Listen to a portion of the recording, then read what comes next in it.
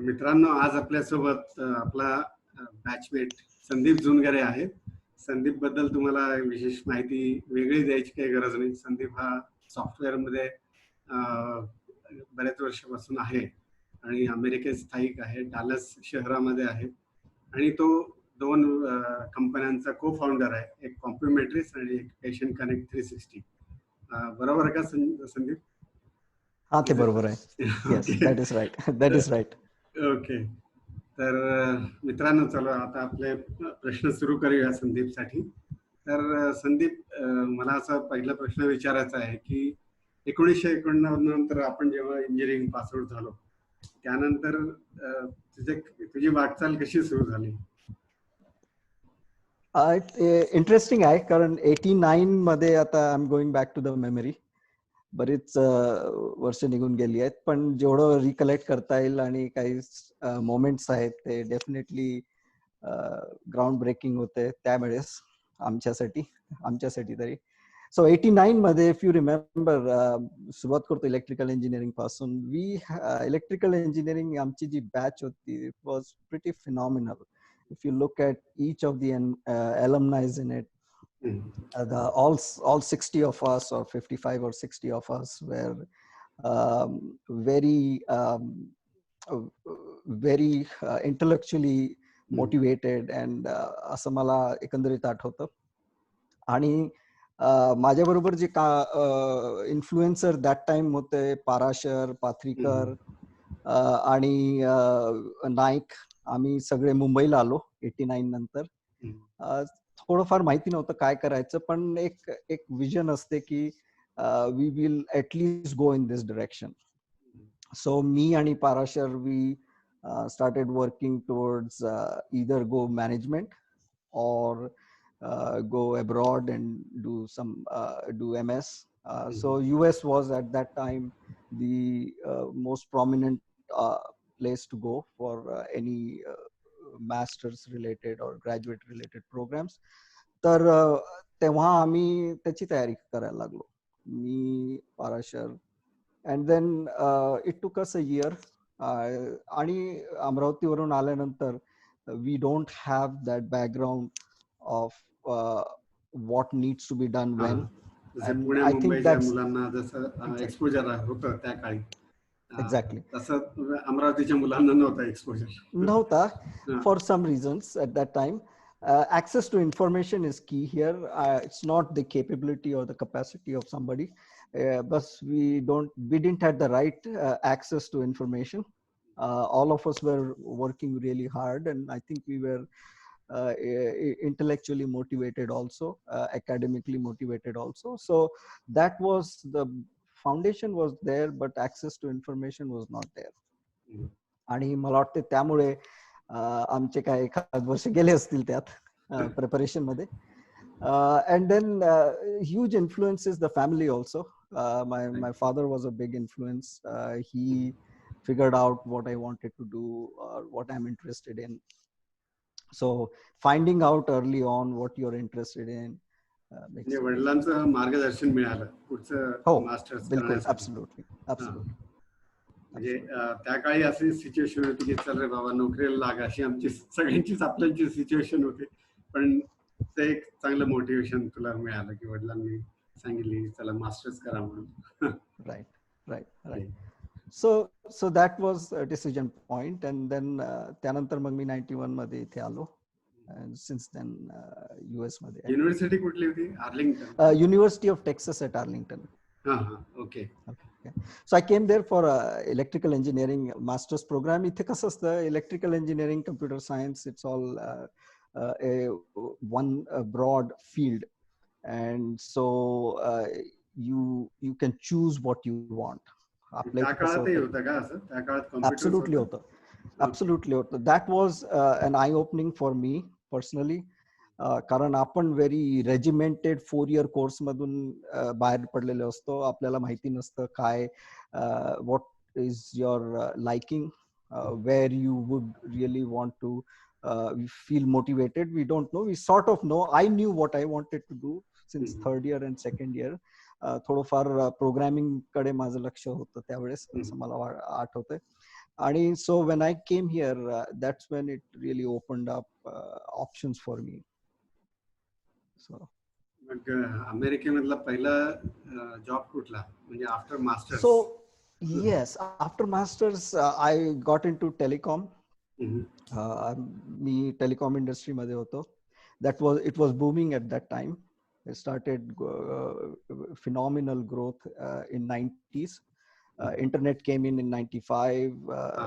Browsers. So we असं म्हणायला काही हरकत नाही की we caught the internet and IT boom at the right time. At the right time. And so it was always exciting to work. असं झालं होतं. अमेरिकेत कुणाचा सपोर्ट होता जेव्हा तू पोहोचलास तिकडे अमेरिकेत? Was there anybody to support you? Internet नव्हतं जेव्हा मी तिथे पोहोचलो. So you have to figure out. And then the good part with with figuring out is it's all trial and error. So the more you are involved in trying to figure out, subconsciously your brain is running at 100 miles an hour to make decisions, and I think that helps. आणि मग job करता करता तू entrepreneurs पण झाला, तर हे हा बदल कसा घडला? एक तर you have to have the certain vision about yourself. आणि काय होतं की तुमच्या कुठेतरी तुमच्या हार्ट मध्ये असतं, कुठेतरी तुमच्या ब्रेन मध्ये ते रुजलेलं असतं, आणि त्याला बाहेर काढायला it needs circumstances. And fortunately I met a lot of good mentors on the way, and I think that progressed from one step to another. आणि मग त्यानंतर once you become an expert in one area, तुम्हाला असं वाटतंय की you can do much better and improve than what is existing, आणि मग you start your own. Right. आणि कॉम्प्युमेट्रिक्सची जसं स्थापन तुम्ही US मध्ये केलंय, तसं पुण्यामध्ये पण एक त्याची शाखा आहे आणि तिथे बरेचसे एम्प्लॉईज आहेत. मला म्हणजे इथे नमूद करावं असं वाटतं की आकाशला, म्हणजे माझ्या मोठ्या मुलाला तिथे इंटर्नशिप करायची संधी तुझ्यामुळे मिळाली, आणि that was very good turning point for him also. आता तो बरेच तुझ्याशी बोलल्यानंतर बरंच त्याला प्रेरणा मिळाली, आणि तो बरंच त्यानंतर सेल्फ मोटिवेटेड झाला त्यानंतर. It's all fine, but Akash himself is very driven and very intelligent, so credit goes to him. तर हे दोन्ही शाखा कसे काय तू मॅनेज करू शकतो? म्हणजे तू टेक्सास मध्ये आहेस आणि पुण्यामध्ये दुसरी ब्रँच आहे, तर हे दोन्ही एका जागी थांबून कसं काय जमतं तुला? It's difficult, it's tough. पण काय आहे की जेव्हा एखादी ट्रेंड येतो, त्या ट्रेंड मध्ये you can not go against the tide, so you want to surf and get on to the tide that's going on. So मी त्याचं एक उदाहरण देतो. 2000 च्या नंतर बरंच ऑफशोर व्हायला लागलं होतं. सो असं नाही आहे की आम्ही पुण्याला ब्रँच उघडली, ती ऑल ऑफ अ सडन उघडली. सो माझा संपर्क नागपूरशी आला होता. 2003-2004 मध्ये आम्ही बरीचशी कामं तिथून करून घेतली ऑन अ कॉन्ट्रॅक्ट बेसिस. आणि मग नंतर 2008-2009 मध्ये परत कामं केली. पुण्यातल्या कॉन्ट्रॅक्टरशी वर्षी 2 वर्ष कामं केली. नंतर मग जसं ग्रोथ दिसायला लागली, contractors on a temporary basis is great, but they R very expensive also. तर असं आलं की मग आपण आपलं सुरुवात करावं. आम्ही मगरपट्टा सिटीत सुरू केली, तिथून मग अगेन बाणे रोडला मूव्ह झालो, आणि आता बाणे रोडला we have one office there. Right. आता आपण तुझ्या करिअर आणि ऑर्गनायझेशन बद्दल बोललो, आता थोडीशी कुटुंबाची पण माहिती सांगावी. हा, तर मला 2 मुलं आहेत. एक 3rd इयरला आहे आणि साहिल ना? हा साहिल 3rd इयरला आहे आणि मिहीर हा 10वीत आहे. हम्म. So, दोन्ही मुलं आहेत. आणि त्यांचं आणि काय करिअर, त्यांना काय करायचंय? तुझ्या क्षेत्रामध्ये यायचंय की दुसरीकडे जायचंय, दुसऱ्या क्षेत्रात? अजून अजून माहिती नाहीये कुठे जायचंय त्यांना. सो बरोबर. मी but they are still exploring हा. And the opportunities are tremendous. So अजून माहिती नाही काय कुठे काय करणार आहेत दोघे जण. हा. But what ever they do they will be fine असं मला वाटतं. आणि आता आपले जे बॅचमेट्स आणि त्यांचे जे पाल्य आहेत, म्हणजे मुलं मुली, यांच्यासाठी तुझा काय संदेश असू शकतो? त्यांनी मास्टर्स करावं का, अमेरिकेतनं करावं का, अजून कुठनं करावं, आणि कुठले विषय निवडावे, या संदर्भात काही सांगू शकतो का?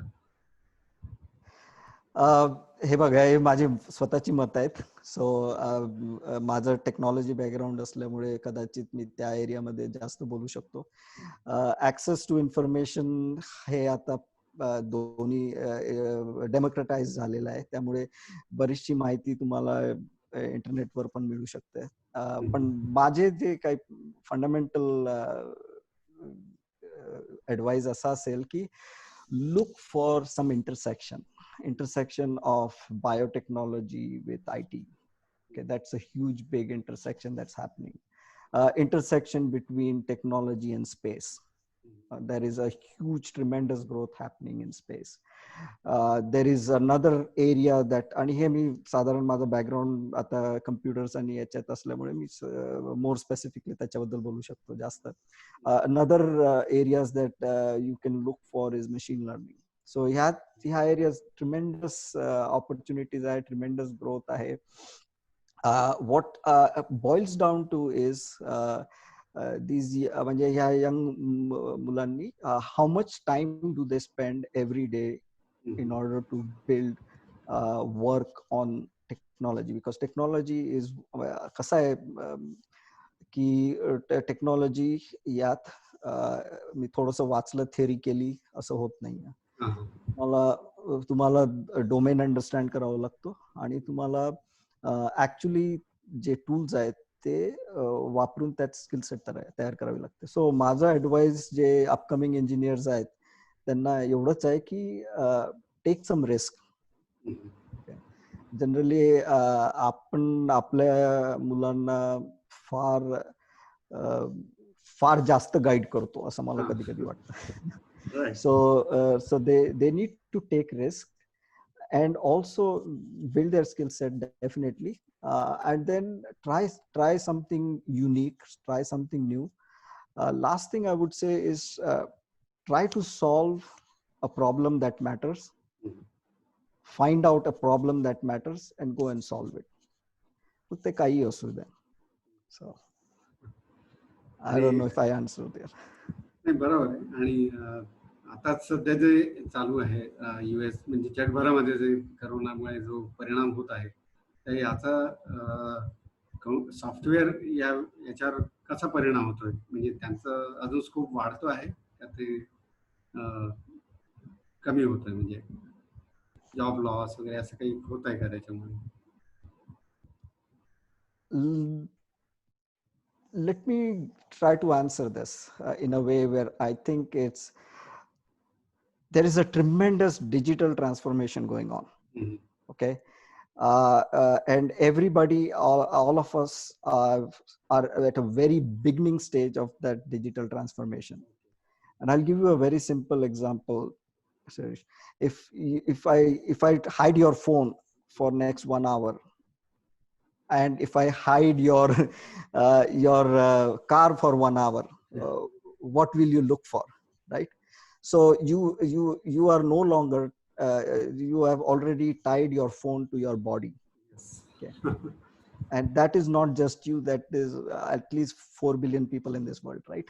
So तर digital transformation फार वेगाने होती आहे. Huge opportunities. I'm very excited for the youngsters ज्यांच्याकडे who really want to make a difference. This is the time to make the difference. तर मित्रांनो, आपण संदीप कडनं त्याच्या प्रवासाबद्दल 89 नंतरचा जो प्रवास आहे आणि टेक्नॉलॉजी या विषयावर त्याचे मतं ऐकलीत. तर संदीपला आपल्या पूर्ण 89च्या बॅचच्या तर्फे हार्दिक शुभेच्छा आणि त्याचं कॉम्प्लिमेंटरीज आणि कनेक्ट 360 या कंपन्या अजून मोठ्या व्हावत आणि त्याच्या अजून ब्रँचेस उघडव जगभर, अशी आपली सदिच्छा त्याला. Sir, thank you. One more thing, Shirish, मला दाखवायचं वाटतं, मला एक पिक्चर दिसलं होतं. This is where it all started. यात सगळे आमचे इलेक्ट्रिकल इंजिनिअरिंगचे फ्रेंड्स आहेत. तर मी हा फोटो दाखवतोय. This is where we all started. Pretty much everybody may recognize themselves. Yes, Firke, I can see. Yes. Yes, everybody is there. It's a good picture to share. So मला असं वाटलं. Thank you. Thank you. Closing statement तुझ्याकडनं एखादं? काही नाही, thanks for taking the time आणि let's stay in touch. Thank you. Okay.